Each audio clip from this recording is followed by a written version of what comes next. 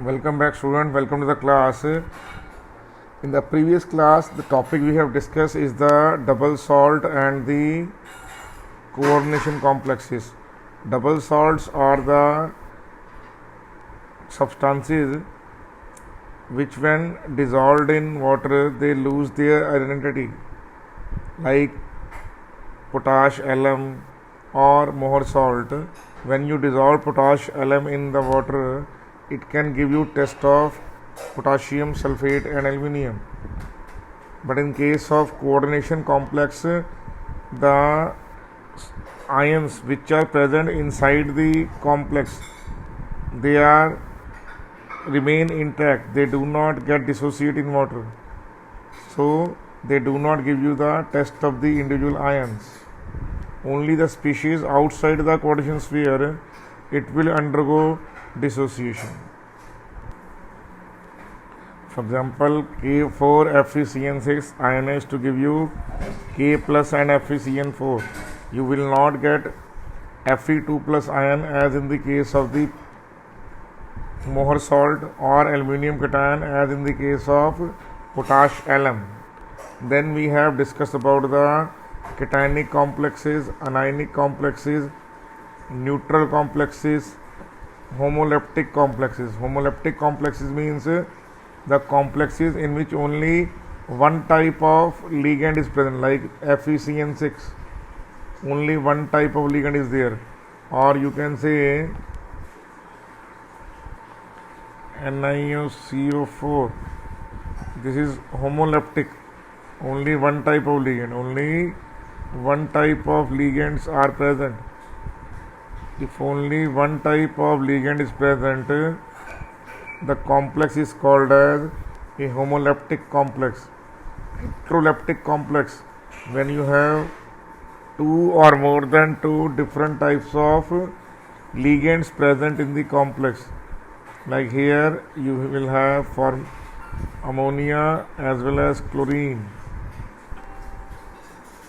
Mononuclear complexes, the complexes in which only single transition metal is present. Polynuclear complexes, in which there are two or more than two metal atoms are present. Then we have discussed about the IUPAC naming. Here in this case it is potassium hexacyanido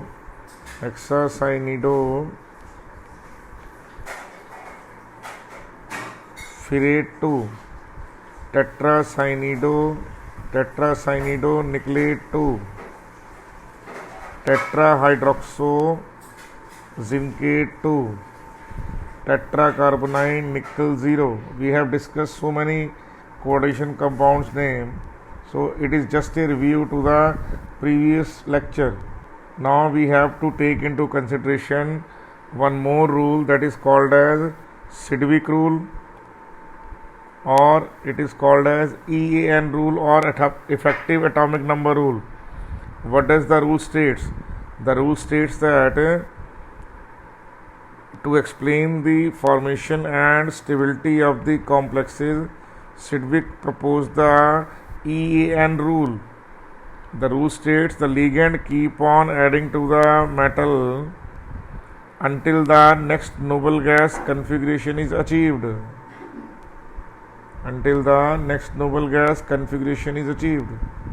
Okay, so what is effective atomic number? It is the atomic number of the metal ion minus the oxidation state plus 2 into number of ligands. So here K4FeCN6. So iron has atomic number of 6. In this complex it is in plus 2 state. So you will write atomic number 26. Then you will write oxidation state, that is 2. Then you write 2 into number of ligands. How many ligands are there? Answer is 6. So 2 into 6. So answer is 26 minus 2 plus 12.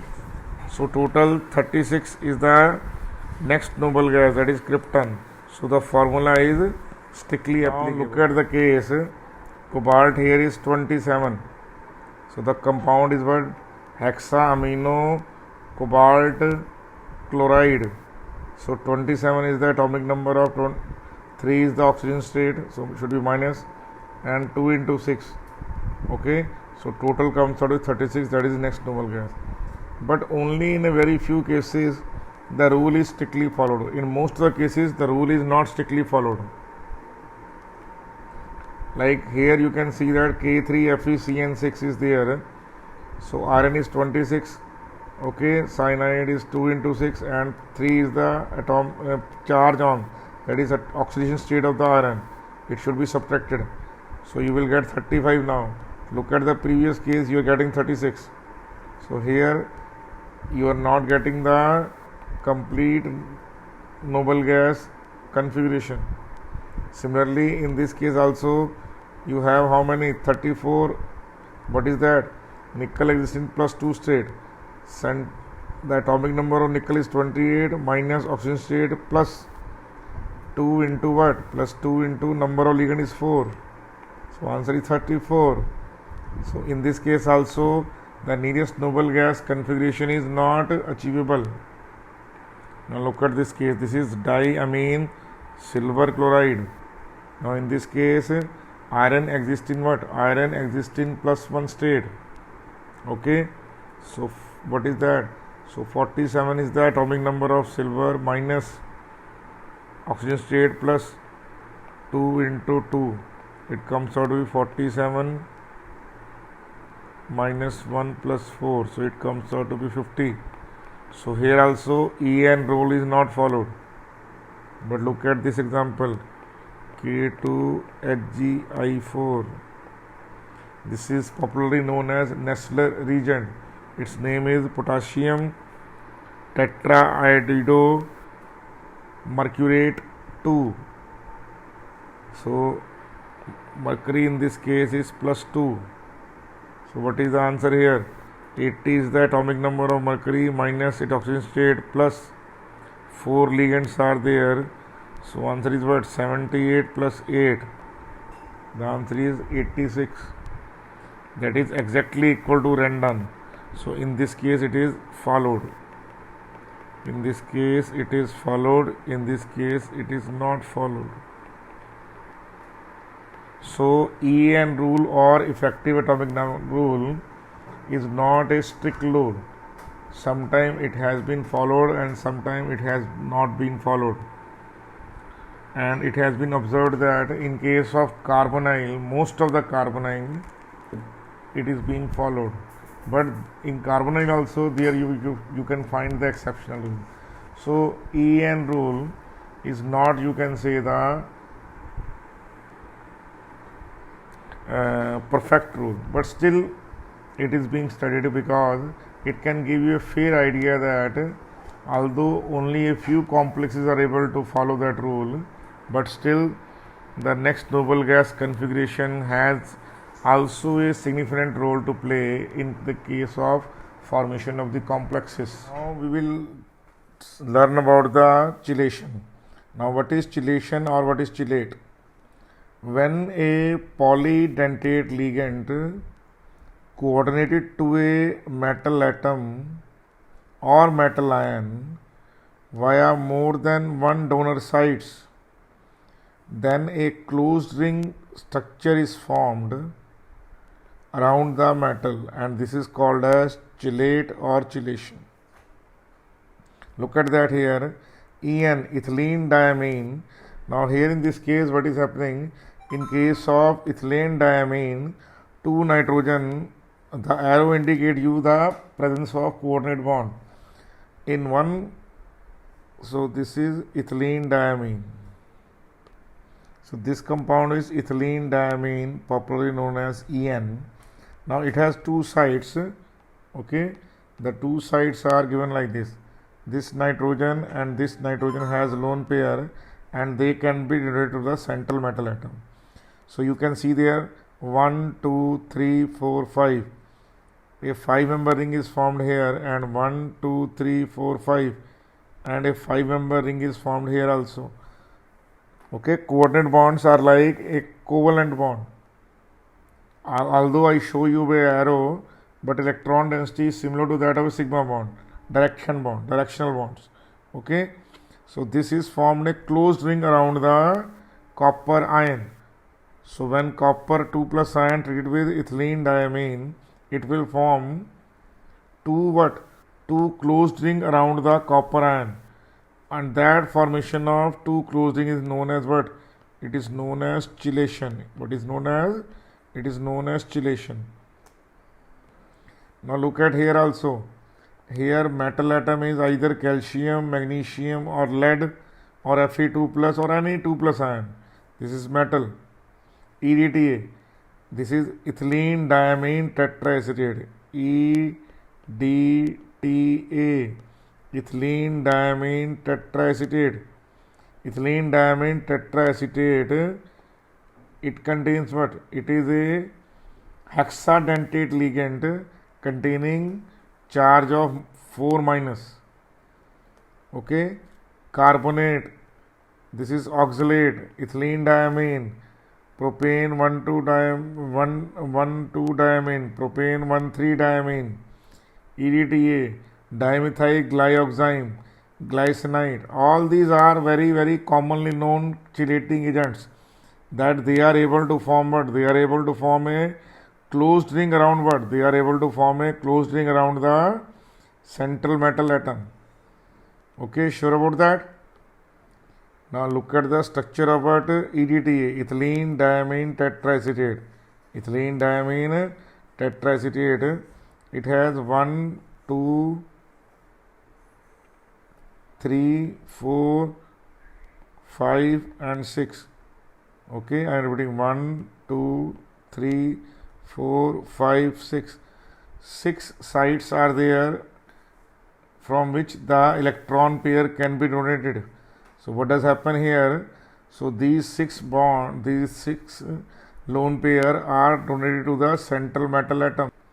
So these 6 sites are able to form a bond with. So now you can see that they are not only one, they are many chelating, many closed rings are formed by here. You can see that 1 is there, 2 is there, 3 is here, 4 is there, 5 is like so many closed rings are formed around the central metal atom in case of EDTA. Now there are certain characters of chelating ligands are present in front of you. What is one of them? That chelating ligand forms more stable complexes than monodentate ligands. Okay, what is that?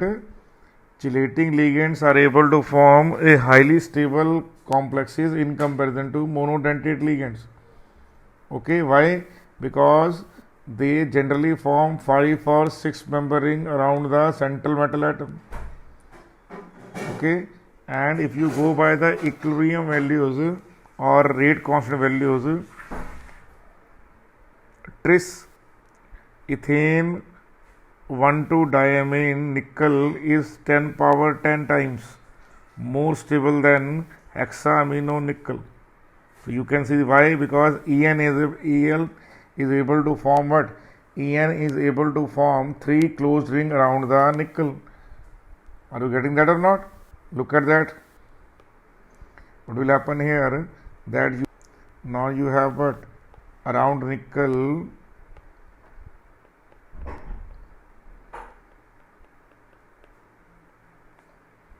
you have what? You have and now you have one more is there.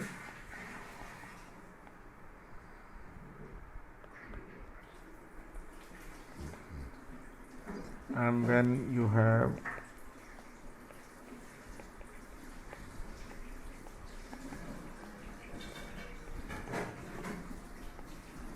now can you find one ring, second ring and third ring. So in case of what? In case of nickel En2 plus, you have formation of 3 cyclic ring around the central metal atom, and these cyclic rings are able to what? Are able to stabilize itself. Are you getting that or not? Sure about that? So that's how this complex is 10 power 10 times more stable than that of the hexamine nickel 2. Next point is that chelating ligands contain unsaturated groups form 6-member ring around the central metal atom, while the chelating ligands containing unsaturated groups forms 5-member ring around the central metal atom. Okay, so if saturated groups are there, if there are saturated groups are there, then you have 5-member ring. If it contains unsaturation, then you have what? Then you have 6-member ring. Are you getting in your mind now? Next thing, chelating ligands must possess 2 or more than 2 lone pair at such a distance apart that it may vary from suitable strain-free ring at the metal end. It means the structure should be free from the electronic and steric hindrances. Otherwise, what will happen? Otherwise, there will be steric hindrances and repulsions will be there, which will make the system unstable. That's why in case of unsaturated chelating rings, you have 6-member ring because it is much more bigger than a 5-member ring. So with the saturated one, you don't have any pi cloud, but in unsaturated ligands, you have pi cloud. So pi cloud may phase delocalization, so delocalized pi electrons and lone pair may what? Repel each other. So the lone pair and the other pair electrons should be so far apart that there should be minimum repulsion among the various types of atoms. Now, chelating ligands with large group form unstable ring. Then the ligands with the smaller group, that is called as steric effect. I already told you that if the bigger groups are there, they will be unstable due to space crunch. So steric hindrances can also play a very vital role in stability. So the closed ring with a smaller atoms or smaller groups is more stable than a strained ring. Okay, and next point is very important, that chelating effect is largely an entropy effect, but enthalpy effect may also be important or significant. Now what do you mean by entropy effect? The reason being that whenever a chelating ring is being formed, it is being formed by displacing the monodentate ligand around the central metal atom. So you have formation of chelation, but you have formation of free ions. So number of ions increases on the formation of a chelating complex. So this increase in the number of ions in the system will make the randomness of the system increases, and that's why entropy increases. So entropy effect is the dominating force in case of chelating effect. Chelates are widely used in softening of hard water. Hard water contains calcium and magnesium ions carrying 2 unit positive charge. They can be removed by using the EDTA I told you already. Similarly, analysis of metal ions, okay, like nickel forms DMG complex or copper forms chocolate brown color. So all these analysis of the metal ions can be done by using what? By using the chelating ring formation. Okay, similarly lanthanoids and actinoids are separated from each other by using the chelating region. So chelates and chelating region, let's look at once more. Okay, we already discussed that, but let's take a review now. Many essential biological chemicals are chelates. Chelates play a very important role in oxygen transport and in photosynthesis.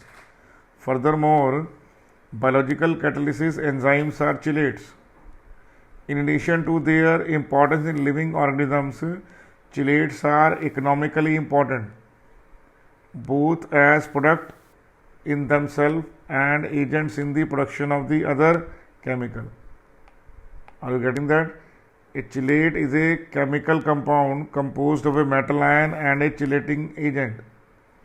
The chelating agent is a substance whose molecule can form several bonds with the single metal atom. Like in ethylene diamine, you have 2. In case of EDTA, you have 6 atoms which can donate the electron pair to the central metal atom. This is EN and this is EDTA. So there are many atoms in the same molecule which can donate the lone pair of electrons. So all polydentate ligands are able to exhibit property of chelation. Now look at one more example, that in first case only one ring is being formed around the nickel. Okay, so a single molecule of ethylene diamine can form 2 bonds. So look at that, 1 and 2. So these 2 atoms are forming 2 bonds around the transition metal such as nickel 2 plus. The bond formed between the metal ion and the nitrogen atom of the ethylene diamine. The nickel 2 plus ion can also form 6 such bonds. So maximum of 3 ethylene diamine molecules can be used. Now here only one molecule is used. In second example, 2 molecules are used. So the number of chelating rings will be equal to the number of EN molecule used. In this case 3 molecules are used. So chelation with 3 rings are there. Okay, this is very important, remembering that. Okay, and I already told you chelating effect is a entropy driven effect. What is that? It has 2 special importance. One is the cyclization. So cyclization in itself is a stable factor, and second is the entropy factors. So entropy factor and cyclization factors are the 2 dominating features in case of the chelation effect. Dimercaprol, the compound is 2,3-dimercapta-1-propanol, is an effective chelating agent for heavy metals such as arsenic or mercury and antimony and gold. Okay, arsenic, antimony and mercury, they are poisonous to human beings also. Gold is not. So these heavy metals, they form particularly very strong bond with the sulfur, remembering that. Okay, so what can happen? Mercury is able to form a bond with the sulfur and a cyclic ring is being formed here. So dimercaprol is the substance that can be used to remove mercury from the system. Dimercaprol was originally employed to treat the toxic effect of the arsenic containing mustard gas called leucides. Everyone knows that it has been used in the First World War. Okay, the chelating metal cannot enter living cells and is rapidly excreted from the body through urine. This dimercaprol is water insoluble and is dissolved in the oil base. So I think so it is not carry out from the body through urine. Through others means it has been carried out from the body.